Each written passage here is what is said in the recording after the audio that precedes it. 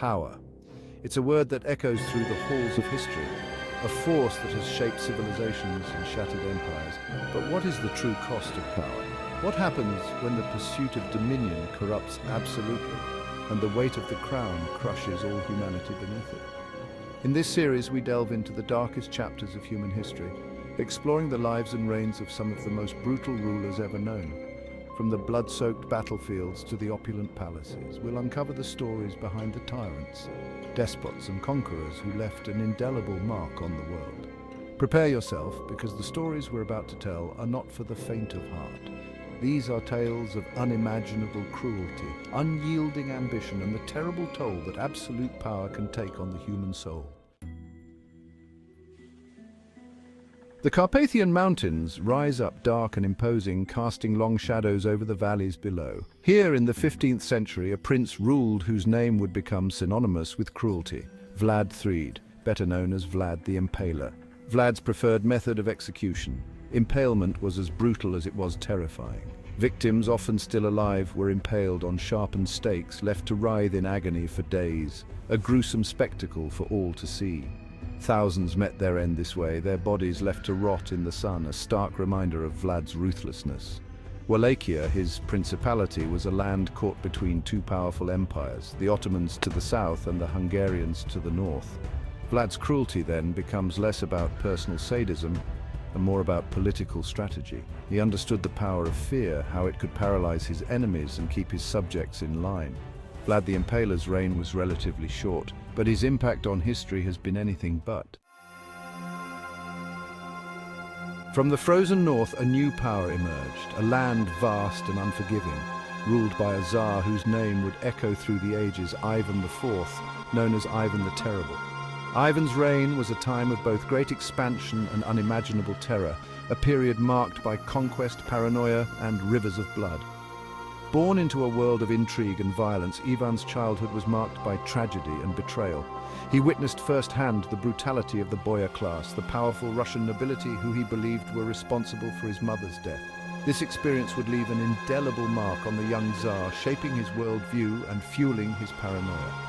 Ivan's reign began with promise. He instituted reforms, expanded Russia's borders, and established a centralized government. But beneath the surface of the reformer lurked a darkness, a simmering rage that would soon erupt with terrifying consequences. In 1565, Ivan unleashed a reign of terror that would engulf Russia. He created the Oprichnina, a personal army of loyalists tasked with rooting out treason and dissent. Dressed in black and riding black horses, the Oprichniki became the embodiment of Ivan's wrath, spreading fear and violence across the land. Ivan the Terrible's reign was a study in the corrosive effects of absolute power.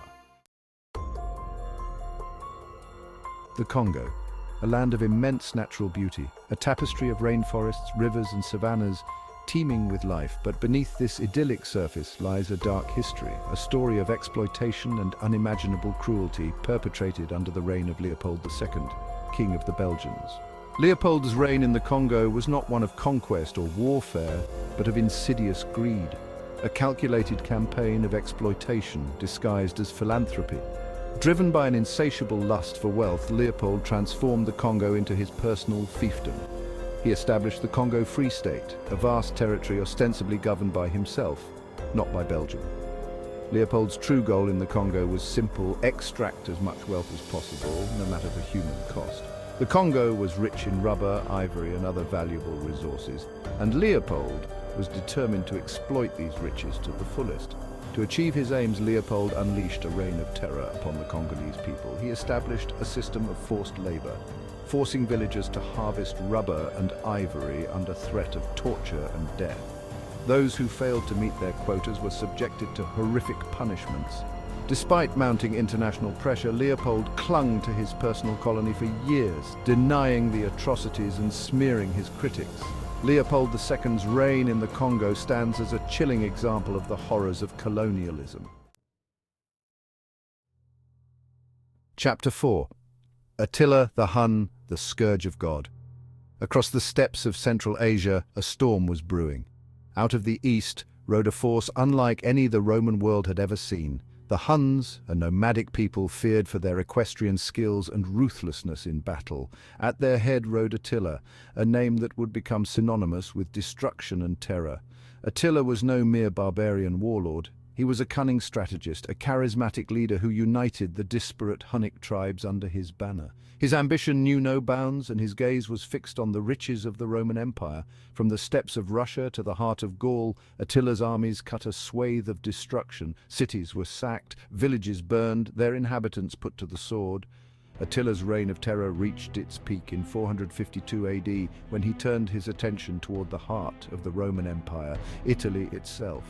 City after city fell before his onslaught. Rome itself was spared, but only after Pope Leo I and other prominent citizens pleaded with Attila to show mercy. Attila's reign was relatively short, but his impact on history was profound. Chapter 5: Genghis Khan, the Khan of Khans. From the windswept plains of Mongolia, a new power arose, forever altering history. At its head rode Genghis Khan, a name whispered in fear and awe. Born into tribal warfare, Temujin might have remained an anonymous nomad. But through cunning and ruthlessness, he united the Mongol tribes. Genghis Khan's ambition was limitless. He envisioned a world united under his banner. Chapter 6: Caligula, the madness of a Roman emperor. The Roman Empire, a beacon of civilization, a vast empire built on military might and the rule of law. Yet even in this bastion of order, darkness could take hold. This is the story of Caligula, the third Roman emperor, a man whose reign was a descent into madness, depravity, and unimaginable cruelty. Born Gaius Julius Caesar Augustus Germanicus, Caligula's early life was marked by both privilege and tragedy. As the great-nephew of Augustus, the first Roman emperor, he was groomed for power from a young age. When Caligula ascended to the throne in 37 AD, he was initially greeted with enthusiasm. He was young, charismatic, and seemed poised to usher in a new era of prosperity. But this early promise soon gave way to a reign of terror that would shock even the most hardened Romans. Caligula's reign was a whirlwind of erratic behavior and cruelty. He indulged in extravagant luxuries, constructing lavish palaces and staging elaborate games while the empire's coffers dwindled. He appointed his favorite horse, Incitus, a senator, a move that highlighted his growing detachment from reality. Behind Caligula's eccentricities lurked a dark and dangerous paranoia. He saw enemies everywhere, even among his closest advisors. Caligula's reign serves as a stark reminder that even in the most civilized of societies, power can corrupt absolutely. Chapter 7: Nero, the emperor who fiddled while Rome burned. Rome, the eternal city, a testament to the power and ingenuity of the Roman Empire. Yet, even this mighty city was not immune to the ravages of fate. This is the story of Nero, the fifth Roman emperor, synonymous with tyranny and the burning of Rome. Born Lucius Domitius Ahenobarbus, Nero's path to power was paved with intrigue. His mother Agrippina orchestrated the murder of Emperor Claudius to secure the throne for her son. Nero's early reign began with promise. He implemented reforms, reduced taxes, and embraced the arts. But beneath this veneer lurked a growing tyranny that would soon engulf Rome in flames. As Nero's reign progressed, his true nature began to emerge. He became increasingly paranoid, eliminating anyone he perceived as a threat. His own mother, Agrippina, met a gruesome end on his orders. Nero's cruelty knew no bounds. He had his stepbrother, Britannicus, poisoned at a banquet. He executed his first wife, Octavia, and had her head presented to his new wife. Nero's reign stands as a cautionary tale of the corrupting influence of absolute power. Chapter 8: Pol Pot, architect of the killing fields. The killing fields of Cambodia, a chilling testament to the horrors of the 20th century. Pol Pot, the architect of the Cambodian genocide, envisioned a utopian agrarian society. Born Saloth Sa in rural Cambodia, his early life gave little indication of the horrors he would unleash. Educated in Paris, he embraced communist ideology. Returning to Cambodia, he joined the Khmer Rouge, a communist insurgency. In 1975, the Khmer Rouge seized control of Phnom Penh. Pol Pot aimed to transform Cambodia into a classless agrarian society. Cities were evacuated and inhabitants sent to work as slave labor. Intellectuals and professionals were executed. Pol Pot's reign is a chilling reminder of the dark side of human nature. As we've journeyed through the annals of history, confronting the reigns of some of the world's most brutal rulers, one thing becomes terrifyingly clear. The line between man and monster is often thinner than we'd like to believe. Absolute power, it seems, corrupts absolutely, twisting even the most noble intentions into instruments of unimaginable cruelty.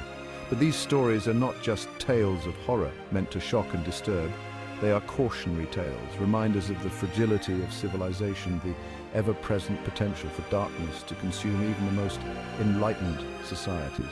By studying the past, by confronting the uncomfortable truths of human nature, we can hopefully learn from the mistakes of those who came before us and strive to create a better future. The echoes of tyranny still resonate through the halls of history, a stark reminder of the human capacity for both good and evil. It is our duty to remember these stories, not to glorify the perpetrators, but to honor the victims and ensure that such horrors are never repeated.